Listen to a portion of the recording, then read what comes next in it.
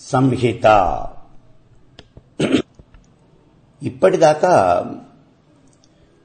మనం అనేక విషయాల మీద చెప్పుకున్నాం. ఒకటి కాదు, చాలా విషయాలు. ఇదంతా కూడా వేదాలను గురించినటువంటి పరిచయం మాత్రమే. వేదంలో ఏమున్నది, ఏం చెప్పారు అనే విషయం తెలుసుకోవడానికి ఇప్పటి వరకు మనం చెప్పుకున్నటువంటి విషయాలు దోహదం చేస్తాయి. ఈ వేదము 4 భాగాలుగా ఉంటుంది అని గతంలో మనం చెప్పుకున్నాం. అవే సంహిత, బ్రాహ్మణము, అరణ్యకము, ఉపనిషత్తు. ఇందులో మొట్టమొదటి భాగం ఏమిటి అంటే సంహిత. అసలు ఇదే వేదానికి శిరస్సు వంటిది. వేదంలో ముఖ్యమైనటువంటిది ఏమిటి అంటే సంహిత భాగమే. సంహిత అంటే మంత్రభాగము అని అర్థం. వేదంలో ఉన్నటువంటి మంత్రాలన్నీ కూడా ఒక చోటికి చేర్చారు. అలా చేర్చబడినటువంటి ఈ భాగాన్నే సంహిత అన్నారు. అయితే వేదం మొత్తం 4 భాగాలుగా ఉన్నది అంటే 4 వేదాలుగా ఉన్నది. ఒకటిగా ఉన్నటువంటి వేదాన్ని వ్యాస భగవానుడు 4 భాగాలుగా విభజన చేశాడు. అవే ఋగ్వేదం, యజుర్వేదం, సామవేదం, అధర్వణ వేదము అని 4 భాగాలుగా చేశాడు, 4 వేదాలుగా చేశాడు. అలా చేసి తన శిష్యులకి ఈ వేదాన్ని ఇచ్చాడు. మీరంతా కూడా ఈ వేదాన్ని ప్రచారం చేయండి అన్నాడు. ఇలా ఇచ్చినటువంటి ఈ వేదంలో మళ్లీ ఒక్కొక్క వేదము 4 భాగాలుగా ఉంది. ప్రతి వేదంలోనూ కూడా సంహిత, బ్రాహ్మణము, అరణ్యకము, ఉపనిషత్తు అని ఉంది. కాబట్టి మొత్తం 4 వేదాలు, ఒక్కొక్క వేదంలో 4 భాగాలు. ఇలా కనుక చూసినట్లయితే మొత్తం 16 భాగాలు కనిపిస్తూ ఉన్నాయి మనకి వేదంలో. సంహిత అంటే మంత్రభాగము అని మనం చెప్పుకున్నాం. ఈ మంత్రభాగము అనేది 4 వేదాల్లోనూ కూడా ఉంది. ఋగ్వేదంలోనూ ఉంది, యజుర్వేదంలో ఉంది, సామవేదంలో ఉంది, అధర్వణ వేదంలో ఉన్నది. కాబట్టి మనం సంహితని చూసేటప్పుడు 4 వేదాలకి సంబంధించినటువంటి సంహిత భాగాన్ని చూడాల్సిందే. 4 వేదాలకు సంబంధించినటువంటి సంహితని మనం చూడాల్సిందే. ఇక్కడ మొట్టమొదటిగా మనం ఋగ్వేదానికి సంబంధించినటువంటి సంహిత, అదే ఋక్ సంహిత, దాన్ని మనం చూద్దాం. సరే, ఋగ్వేదానికి సంబంధించినటువంటి మంత్రభాగం మొత్తం దీన్ని ఋక్ సంహిత అని అంటారు. ఈ విషయం తెలుస్తూనే ఉన్నది. ఋగ్వేదం శాఖోపశాఖలుగా బాగా విస్తరించింది. ఈ శాఖలు, ఉపశాఖలని గురించి కూడా గతంలో మనం చెప్పుకున్నాం. ఋగ్వేదానికి మొత్తం 21 శాఖలు ఉన్నాయి అని కూడా చెప్పుకున్నాం మనం గతంలో. అయితే కాలక్రమంలో ఈ శాఖలన్నీ కూడా నశించిపోయినాయి. వీటిలో చాలా వరకు నశించిపోయినాయి. ప్రస్తుతం మనకి మిగిలి ఉన్నది, లభించేది ఏమిటి అంటే శాఖల శాఖ, ఇదొక్కటే. శాఖల శాఖ ఇదొక్కటే మనకి లభిస్తూ ఉన్నది. గతంలో మనం చెప్పుకున్నాం శాఖల శాఖ, భాస్కర శాఖ అనే 2 శాఖలు ఉన్నాయి. ఈ రెండింటిలోనూ పెద్దగా తేడా అనేది ఏమీ కూడా లేదు. పండితులంతా కూడా శాఖల శాఖనే ఒప్పుకుంటూ ఉన్నారు. కాబట్టి శాఖల శాఖ అనేది ఒక్కటే మనకి లభిస్తూ ఉన్నది అని చెప్తూ ఉన్నారు. ఋగ్వేదంలో ఉన్నటువంటి మంత్రాలన్నీ కూడా శ్లోక రూపంలో ఉంటాయి. పద్య రూపంలో ఉంటాయి.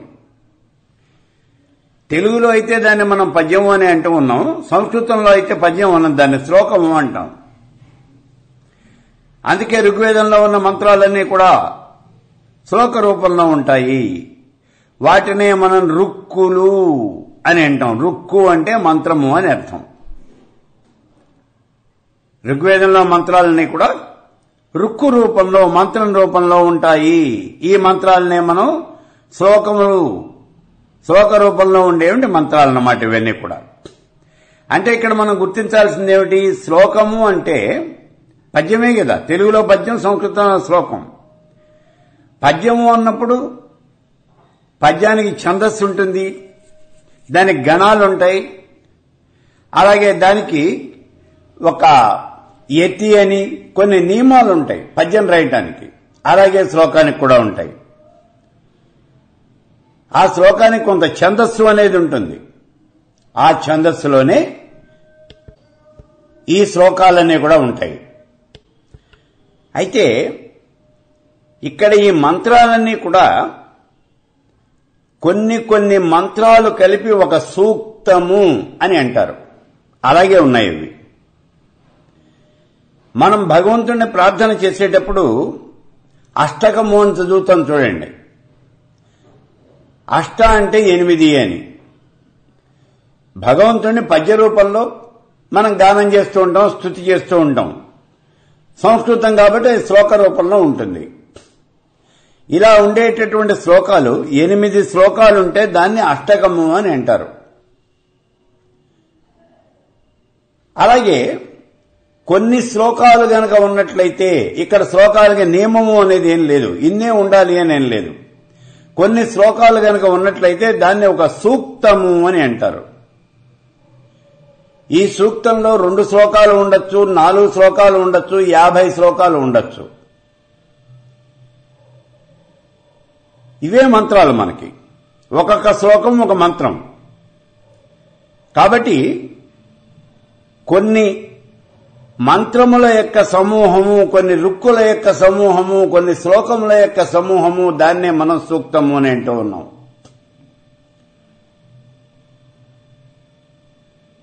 ఈ సూక్తంలో ఎన్ని మంత్రాలు లేదా ఎన్ని రుక్కులు, శ్లోకాలు ఉండాలి అనేది నియమం లేదు. అందులో ఎన్నైనా ఉంటాయి. ఇలా మనం ఋగ్వేదంలో కనుక చూసినట్లయితే మొత్తం మీద 1028 సూక్తాలు ఉన్నాయి అని చెప్తూ ఉన్నారు. ఋగ్వేదం మొత్తం మీద 1028 సూక్తాలు ఉన్నాయి. మరి ఒక్కొక్క సూక్తంలోనూ కొన్ని మంత్రాలు లేదా శ్లోకాలు అనేవి ఉన్నాయి కదా, ఈ రుక్కులు. అవి ఎన్నున్నాయి? సుమారుగా కనుక చూసినట్లయితే ఒక్కొక్క సూక్తానికి 10 రుక్కుల వరకు ఉన్నాయి. అంటే 10 మంత్రాల వరకు ఉన్నాయి. మొత్తం మీద ఋగ్వేదంలో 10,552 రుక్కులు లేదా మంత్రాలు అనేవి ఉన్నాయి. 10,552. దీన్ని బట్టే ఒక్కొక్క సూక్తంలో రమారమి 10 మంత్రాల వరకు ఉంటాయి అని చెప్పడం జరిగింది. అయితే ఈ మంత్రాలు చదివేటప్పుడు అందులో అక్షర దోషం అనేది రాకూడదు. ఒక అక్షరం లోపించడం గాని, కొత్తగా ఇంకో అక్షరం చేరటం గాని జరగకూడదు. అర్థాలు మారిపోతాయి. ఒక అక్షరం బదులు ఇంకొక అక్షరాన్ని గనక చదివినట్లయితే ఆ ఉచ్చారణ దోషం వల్ల అందులో ఉన్నటువంటి అర్థం అనేది పూర్తిగా మారిపోతుంది. గతంలో చెప్పాను చూడండి. ఒక బ్రాహ్మణుడు, పండితుడే, ఆయన భార్యకి అనారోగ్యం చేసింది. ఏవో పుస్తకాలు వెతికాడు, ఏదో ఒక మంత్రం దొరికింది. సరే, ఒక మంత్రం చేయటం మొదలుపెట్టాడు. ఆ పుస్తకం చూసి మంత్రం చదువుతూ ఉన్నాడు. నా భార్యని రక్షించు అని ఆ దేవతను అడుగుతూ ఉన్నాడు. నా భార్యని రక్షించు. ఆ పుస్తకంలో ముద్రణలో దోషము అనేది దొరికిపోయింది. రకారానికి బదులుగా భకారం పడింది. పాపం ఈయన నా భార్యని రక్షించు అనటానికి బదులుగా భక్షించు అని చదువుతూ ఉన్నాడు. అలాగే చదివాడు, అలాగే దేవతని స్తుతి చేశాడు. నువ్వు ఏం చేయమన్నావో అదే పని చేసింది ఆ దేవత. కొద్ది రోజులు జరగకుండానే ఆవిడ కాస్త చచ్చూరుకుంది. కాబట్టి అక్షర దోషము అనేది పనికిరాదు, ఉచ్చారణ దోషం కూడా పనికిరాదు అని గతంలో చెప్పాను. ఈ కారణం చేత వేద మంత్రాల్లో చెప్పినటువంటి అక్షరాలు యథాతథంగా ఉండాలి అనే కోరికతోనే ఆ రోజున పండితులంతా కూడా వేదంలో ఇన్ని అక్షరాలు ఉండాలి, ఇన్ని అక్షరాలు ఉన్నాయి అని కూడా మనకి లెక్కబెట్టి చెప్పేశారు. ఋగ్వేదంలో మొత్తం ఈ సంహిత భాగంలో 2,97,265 అక్షరాలు ఉన్నాయి అని చెప్పారు.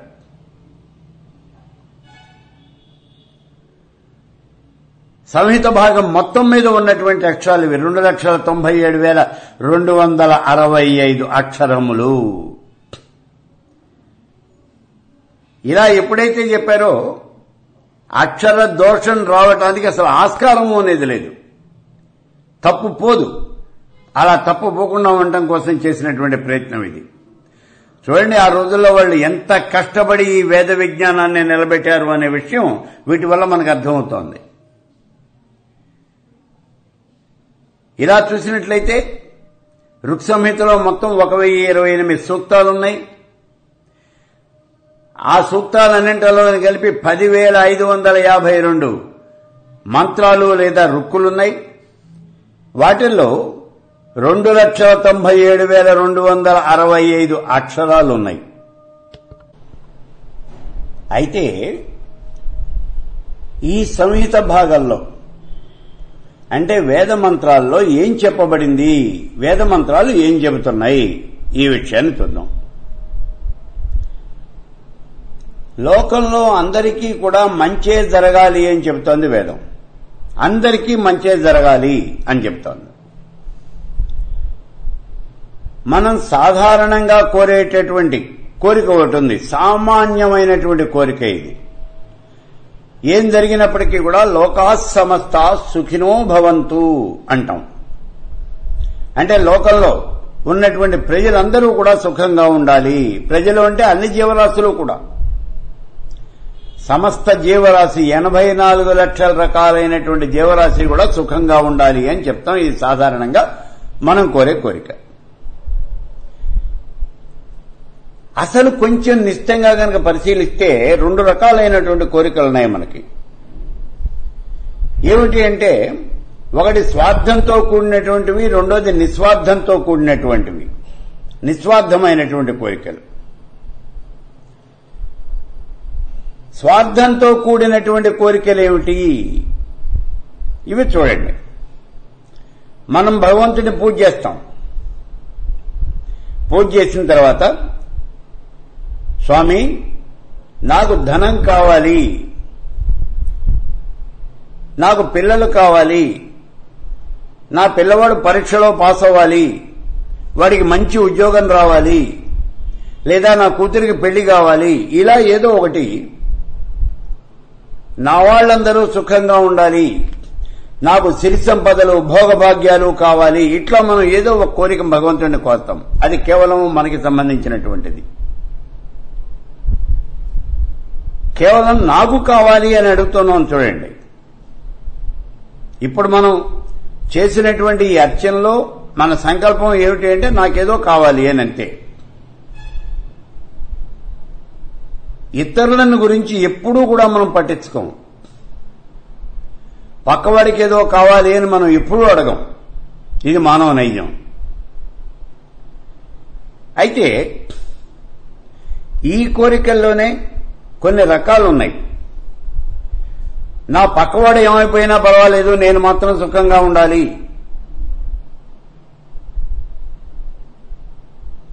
ఇది ఒక రకమైనటువంటి కోరిక. కేవలము నేనే సుఖంగా ఉండాలి, నా పక్కవాడు ఉన్నా పోయినా ఏం పర్వాలేదు. ఇక ఇంకో రకమైనటువంటి కోరిక ఉంది. నేను బాగుండాలి, నా పక్కవాడు మాత్రం నాశనం అయిపోవాలి, వాడు మాత్రం బాగుండకూడదు. ఇది ఇంకో రకం. దీంట్లో ఇంకో రకమైనటువంటి కోరిక ఉంది. నేను బాగుండకపోయినా సరే నా పక్క వాళ్ళెవరూ కూడా బాగుండటానికి వీల్లేదు, వీళ్ళంతా కూడా పూర్తిగా నాశనం అయిపోవాలంతే. నేను ఉన్నానా పోయాననేది ఇక్కడ లెక్క కాదు, మిగిలిన వాళ్ళు ఎవరు మాత్రం బాగుండకూడదు. ఇది పరమ దుర్మార్గమైన, నీచమైన, నికృష్టమైనటువంటి ఆలోచన. నువ్వు బాగుండాలి అని కోరుకుంటే అది నీ స్వార్థంతో సరిపోయింది.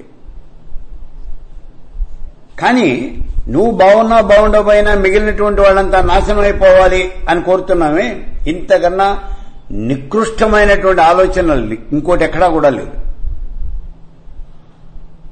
వీటిలో చాలా ఉత్తమమైనటువంటి కోరిక అనేది ఒకటి ఉంది.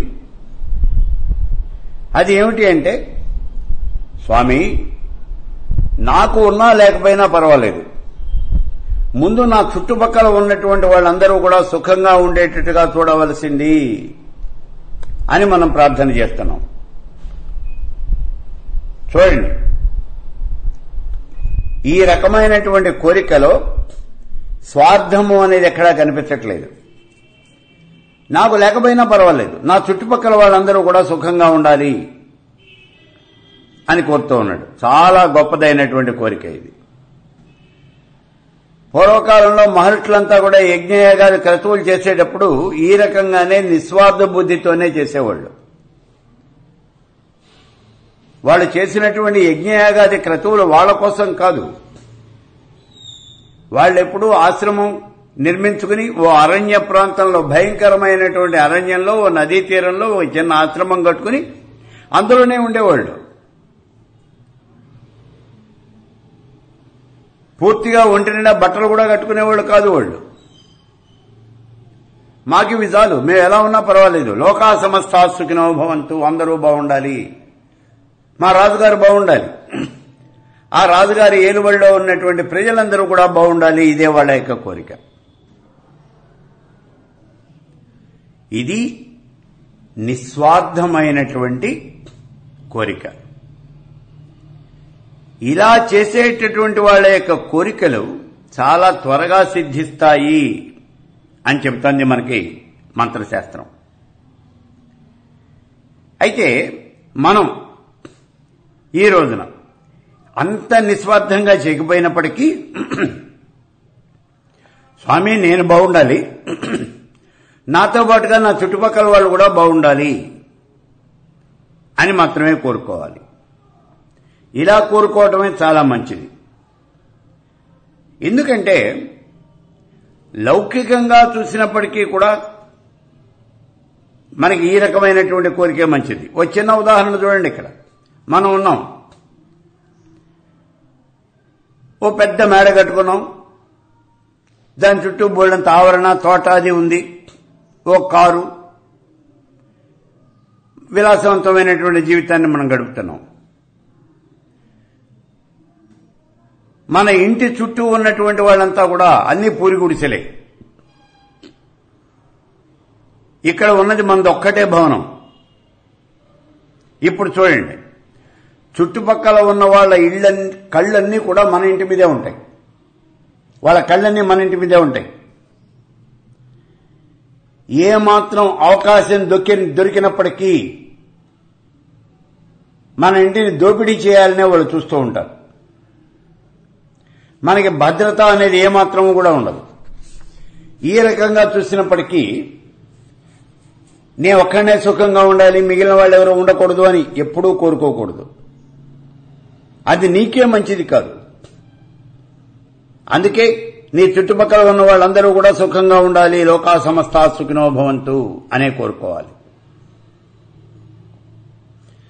సరే, ఇది లౌకికమైన విషయం. ఈ విషయంలో వేదం ఏం చెబుతుందో చూడండి. ఇక్కడ ఋగ్వేదంలో 2వ మండలం, అందులో 21వ సూక్తం. ఋగ్వేదంలో 2వ మండలంలో 21వ సూక్తం ఇంద్రుడిని ప్రార్థన చేస్తూ ఉన్నారు. ఇక్కడ ఇంద్రుడు అంటే ఎవరు? పరమేశ్వర స్వరూపము. వేదంలో ఏ దేవత పేరు చెప్పినప్పటికీ కూడా అది పరమేశ్వరుడే తప్పించి ఇంకెవరూ కాదు. సరే, ఇంద్రుడి యొక్క శక్తి సామర్థ్యాలేమిటి? శత్రువు సంహారం చేయటంలో ఇంద్రుడు దిట్ట. శత్రువులందరినీ కూడా ఓడిస్తాడు, అజేయుడు. ఎప్పుడూ విజయాన్నే పొందుతాడు. ఎవరినైనా సరే యుద్ధంలో ఓడిస్తాడు. లోకంలో ఉన్న జనులందరికీ కూడా పూజనీయుడు ఈ ఇంద్రుడు.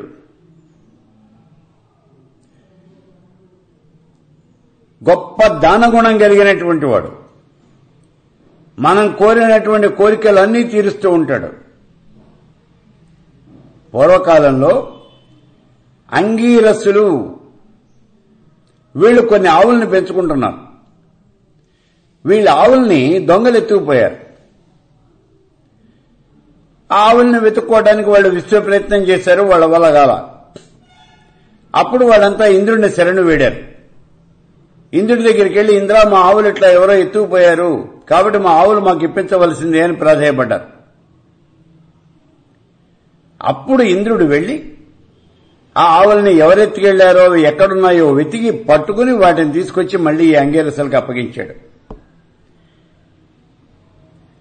ఈ రకంగా ప్రజలు అందరినీ కూడా రక్షిస్తూ ఉండేవాడు ఇంద్రుడు. ఇప్పుడు ఇంద్రుడిని ప్రార్థన చేస్తూ ఉన్నది ఈ 2వ మండలంలో ఉన్నటువంటి 21వ సూక్తం. అందులో చెప్తూ ఉన్నారు, ఇన్ని మంచి లక్షణాలు కలిగినటువంటి ఓ ఇంద్ర,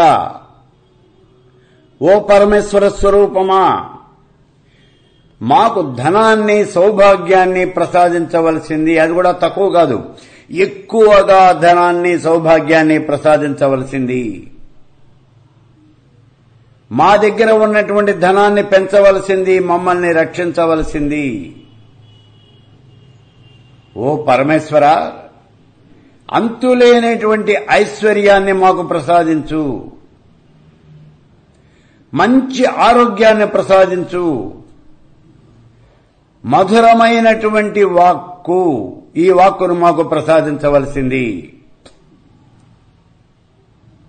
ఓ ఇంద్రుడా, ప్రతిరోజు కూడా మాకు మంచి రోజే కావాలి అని ప్రార్థన చేస్తూ ఉన్నారు ఈ సూక్తంలో. చూడండి, వాళ్ళు ఏమడుగుతూ ఉన్నారు. ధనం కావాలి అన్నారు, ధాన్యం కావాలి అన్నారు, సౌభాగ్యం కావాలి అన్నారు, ఐశ్వర్యం కావాలి అన్నారు, ఆరోగ్యం కావాలి అన్నారు, మధురమైన వాక్కులు కావాలి అన్నారు.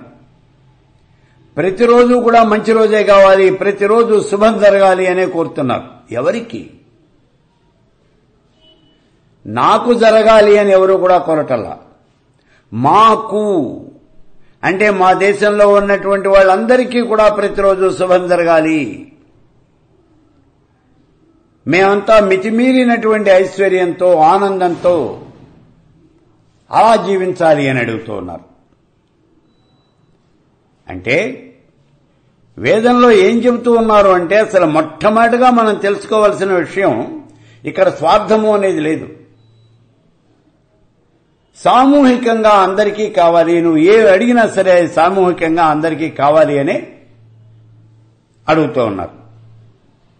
దేశంలో అందరూ సుభిక్షంగా ఉండాలి అనే కోరుతూ ఉన్నారు. అలాగే బృహస్పతిని ప్రార్థన చేస్తూ ఉన్నారు. ఓ బృహస్పతి, మమ్మల్ని మంచి మార్గంలో నడిపించవలసింది అని అడుగుతూ ఉన్నారు. చూడండి, అందరికీ మంచి జరగాలి. ఇలా మంచి జరగాలి అంటే అందరూ కూడా మంచి మార్గంలో, సన్మార్గంలోనే వాడు ప్రయాణం చేయాలి. అంతేగాని దుర్మార్గమైన పనులు ఎవరూ చేయకూడదు. ఎందుకని అంటే, కడివిడి పాలైనా సరే ఒక ఉప్పురాయి కనుక వేసినట్లయితే మొత్తం పాలన్నీ కూడా విరిగిపోతాయి, మొత్తం నాశనం అయిపోతాయి. కాబట్టి ఎంత మంచివాడైనా సరే సత్సాంగత్యమే ఉండాలి. దుస్సాంగత్యం గనక ఉన్నట్లయితే, చెడు సావాసం గనక ఉన్నట్లయితే నాశనం అయిపోతాడు. ఇందులో అనుమానం లేదు. మనకి నీతి శతకాలు చెబుతూ ఉన్నాయి. చూడండి, వేరు పురుగు చేరి వృక్షంబు చెరచు, చెడ పురుగు చేరి చెట్టంత చెరచు, కుత్సితుండు చేరి గుణవంతు జరసురా అని చెబుతూ ఉన్నాడు.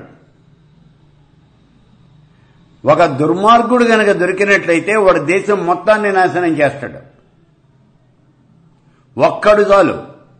ఇందాక మనం చెప్పుకున్నాం, ఒక్క ఉప్పురాయి కడివెడు పాలని విరగ్గొట్టేసి నాశనం చేసేస్తుంది, ఎందుకు పనికి రాకుండా చేస్తుంది. కాబట్టి ఈ కుత్సితుడు దుర్మార్గమైనటువంటి వాడు వీడి దేశానికి చాలా హాని చేస్తాడు. వాడికి వాడు హాని చేసుకోడు, దేశానికి హాని చేస్తాడు వీడు. ఈ విషయం మనకు అందరికీ తెలిసిందే. అట్లాగే మనం మంచివాళ్ళం అయితే సరిపోలేదు, మన చుట్టుపక్కల ఉండేవాళ్ళు కూడా మంచివాళ్లే ఉండాలి.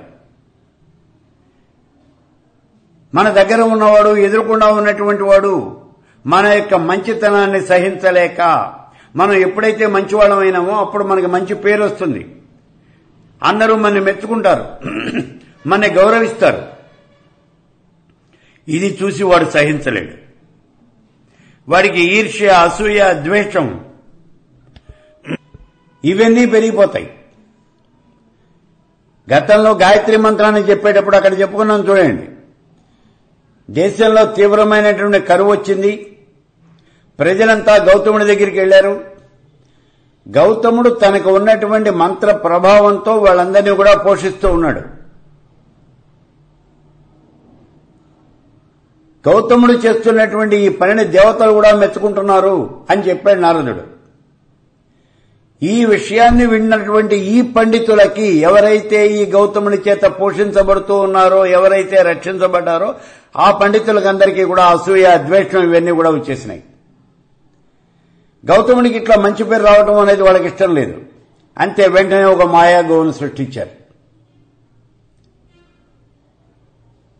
గౌతముడు గోవును చంపాడు అని ఆయన మీద ఒక అపనింద వేశారు.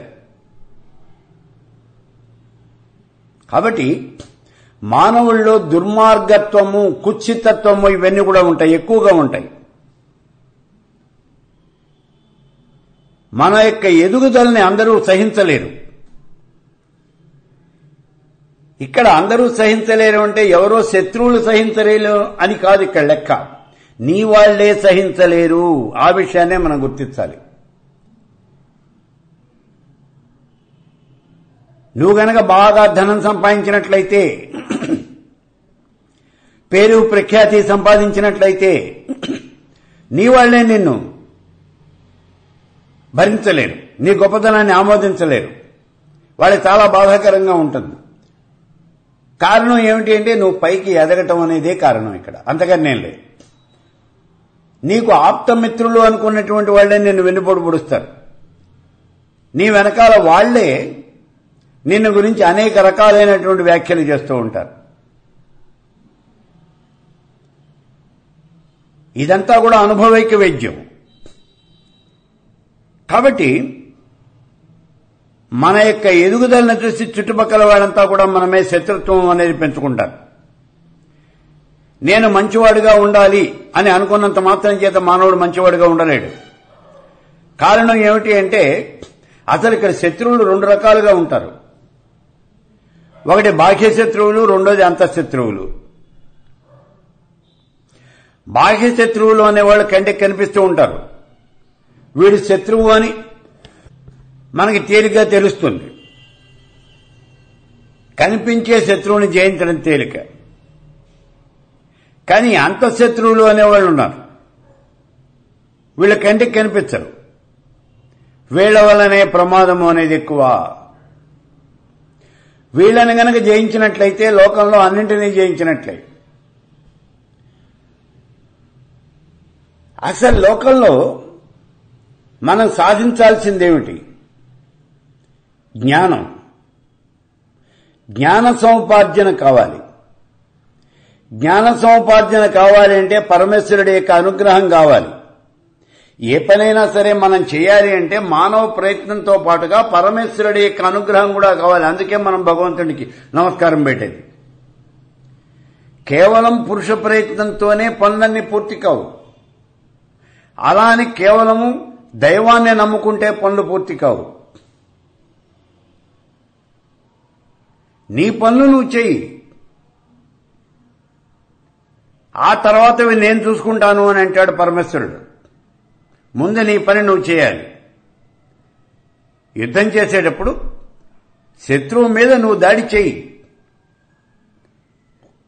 నువ్వు వాడితో యుద్ధం చేయి, వాడితో పోరాడు.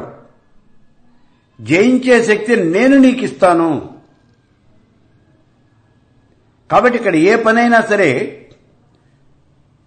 విజయవంతం కావాలి అంటే పరమేశ్వరుడే అనుగ్రహం కూడా కావాలి. అందుకే ఋగ్వేదంలో 2వ మండలం 23వ సూక్తం, ఋగ్వేదంలో 2వ మండలంలో 23వ సూక్తం అందులో చెప్తూ ఉన్నారు. ఇందులో బ్రహ్మణస్పతి అంటే ఇక్కడ బృహస్పతి, ఆ బృహస్పతిని ప్రార్థన చేస్తూ ఉన్నారు. ఓ బ్రహ్మణస్పతి, నువ్వు చాలా గొప్పవాడివి, మంత్రాలన్నింటికీ కూడా అధిపతివి నువ్వే, అపారమైనటువంటి జ్ఞానం కలిగినటువంటి వాడివి. అన్ని వైపులా కూడా నిందలు, అంధకారము, అజ్ఞానము ఇవన్నీ కూడా నా నుంచి దూరం చేయగలిగిన వాడివి. నీ రథం మిక్కిలి ప్రకాశవంతమైంది, అది రాక్షసులందరినీ కూడా నాశనం చేయడానికి ఉపయోగిస్తుంది. అది స్వర్గప్రదము. ఓ బ్రహ్మణస్పతి, యజ్ఞయాగాది క్రతువుల్లో నీకు హవిస్సులు అర్పించే వాళ్ళందరినీ కూడా సన్మార్గంలో నువ్వు నడిపిస్తావు. వాళ్ళెవరికీ కూడా పాపం అంటకుండా చూస్తావు. నువ్వు అందరినీ రక్షిస్తావు. నిన్ను అర్చించినటువంటి వాళ్ళకి దుఃఖాలు గాని నష్టాలు గాని ఏమీ ఉండవు. వాళ్ళని పాపాలు ఏమాత్రమూ బాధించవు. నిన్ను అర్చించే వాళ్లను శత్రువులు ఏమీ కూడా చేయలేరు. శత్రువులు వాళ్ళని హింసించలేరు. దొంగలు వాణ్ణి దోచుకోలేరు. అందుకే ఓ దేవా, ఓ బృహస్పతి, నాకు నువ్వే రక్షకుడివి. నన్ను సన్మార్గంలో నడిపించవలసింది. అన్ని రకాలైనటువంటి ఉపద్రవాల నుంచి కూడా నన్నే కాదు, మా అందరినీ రక్షించవలసింది. ఇక్కడ ప్రార్థనలో తేడా ఉంది చూడండి. కేవలము నన్ను సన్మార్గంలో రక్షించు, నాకు సద్బుద్ధి ప్రసాదించు అని అడగటంలా, మా అందరినీ కూడా రక్షించవలసింది, మమ్మల్ని అందరినీ సన్మార్గంలో నడిపించవలసింది. ఓ దేవా, నిన్ను శరణు వేడినటువంటి వాళ్ళకి భయము, పాపము, ఆపద, నాశనము, శత్రువులు అనేవి ఏవీ ఉండవు. చెడు ఆలోచనలు, చెడు మనస్సు, చెడు తలంపులు కలిగినటువంటి వాళ్ళు నిన్ను అర్చించిన వాళ్ళ వైపు కూడా రారు. ఓ దేవా, నా బాహ్య శత్రువులనే కాదు, ముఖ్యంగా ముందుగా నా అంతఃశత్రువులను నాశనం చెయ్యి అని ప్రార్థన చేస్తూ ఉన్నారు. ఇక్కడ అంతఃశత్రువులు అంటే ఎవరు? రాగద్వేషాలు, అహంకార మమకారాలు, కామ క్రోధ లోభ మోహ మద మాత్సర్యములు అనబడేటటువంటి అరిషడ్ వర్గాలు. వీళ్ళందరినీ కూడా, ఈ అంతఃశత్రువులన్నింటినీ కూడా నాశనం చెయ్యి. మమ్మల్ని అందరినీ కూడా మంచి మార్గంలో నడిపించు. మాకు జ్ఞానాన్ని ప్రసాదించు. చెడు మార్గం వైపు పయనిస్తూ ఉన్నటువంటి మా అజ్ఞానాన్ని నాశనం చేయి. మేం చెడు మార్గంలో ప్రయాణం చేయడానికి కారణం ఏమిటి అంటే అజ్ఞానం. అటువంటి అజ్ఞానాన్ని నువ్వు నాశనం చేయవలసింది. మా మార్గాన్ని నిష్కంటకం చేయవలసింది అని ప్రార్థిస్తూ ఉన్నారు. ఈ ప్రార్థనంతా కూడా ఋగ్వేదంలో 2వ మండలంలో 23వ సూక్తంలో చెప్పబడింది. ఎందుకని అంటే కేవలము మనం అనుకున్నంత మాత్రం చేతనే ఏ పని కూడా సాధించలేము. అందుకే బృహస్పతిని ప్రార్థిస్తూ ఉన్నారు. ఓ బృహస్పతి, మమ్మల్ని అందరినీ కూడా మంచి మార్గంలో నడిపించు, మేము అలాగే నడవాలి అనుకుంటున్నాం, మాకు దోహదం చెయ్యి, దయచేసి మమ్మల్ని అందరినీ మంచి మార్గంలో నడిపించు అని పరమేశ్వర స్వరూపమైనటువంటి ఆ బృహస్పతిని ప్రార్థన చేస్తూ ఉన్నారు. భగవంతుడిని నమ్ముకుంటే కానటువంటి పనులు అనేవి ఏమీ ఉండవు, అన్నీ ఆయనే చూస్తాడు. మనం దేనికి కూడా భయపడాల్సిన పని లేదు. అయితే ఇక్కడ ఒక్క మాట గుర్తుపెట్టుకోవాలి, భగవంతుడిని నమ్మటం అంటే ఏదో నమ్మాము అని చెప్పడం కాదు. అన్యథా శరణం నాస్తి త్వమేవ శరణం మమ, శరణాగతి పొందాలి. ఇదే విషయం వేదం కూడా చెబుతోంది. పరమేశ్వరుడు అన్ని రకాలైనటువంటి బాధల నుంచి కూడా నేను రక్షిస్తాడు. ఆ పరమేశ్వరుడి యొక్క అనుగ్రహం కనుక ఉన్నట్లయితే మానవులకి ఏ రకమైనటువంటి ఆపద కూడా రాదు, ఎలాంటి భయము ఉండదు. అటువంటి వాడికి అన్ని శుభాలే జరుగుతాయి. కాబట్టి ఓ దేవా, నా శత్రువులందరినీ కూడా నాశనం చేసి అన్ని రకాలుగాను నాకు మంచిని కలగజేయవలసింది అని ప్రార్థన చేస్తూ ఉన్నారు.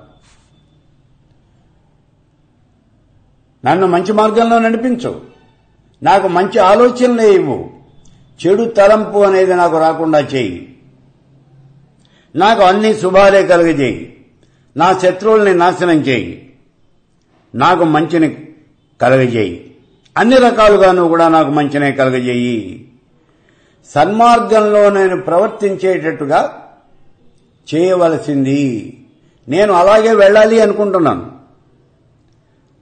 దానికి నువ్వు సహాయపడవలసింది అని ప్రార్థన చేస్తూ ఉన్నారు. ఈ 23వ సూక్తంలో, ఋగ్వేదంలో 2వ మండలంలో 23వ సూక్తంలో